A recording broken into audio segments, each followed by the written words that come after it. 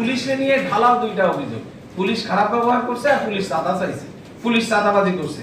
আমি এসপি এখানে বসে চ্যালেঞ্জ করে বলে গেলাম, আমার পুলিশের কারো যদি হাতে নাতে চাঁদা দেখাইতে পারেন, আমি যদি ওরে সাসপেন্ড করে বাড়ি না পাঠাইতে পারি, আমি এসপি কে ছেড়ে চলে যাবো।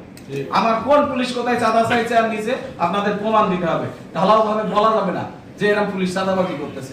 একটা গাড়ি যখন ধরা হয়, ওই গাড়িটাকে আমি কিভাবে নিয়ন্ত্রণ করবো? এখানে ওই গাড়িকে অবশ্যই জরিমানার আওতায় আনতে হবে অথবা তারে আটক করে রাখতে হবে।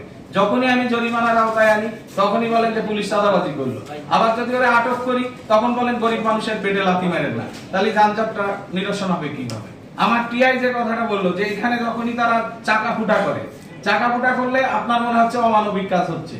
ওই রিকশায় যারা বা সিএনজিতে যারা বসে আছে ওরা বলে হায় হায় দেখো পুলিশ কত খারাপ, ও যে অবৈধ কাজ করতেছে এইটা কিন্তু উনি বলতেছে না উনার সাথে, তার কারণ উনার তাড়াতাড়ি যাওয়া লাগবে।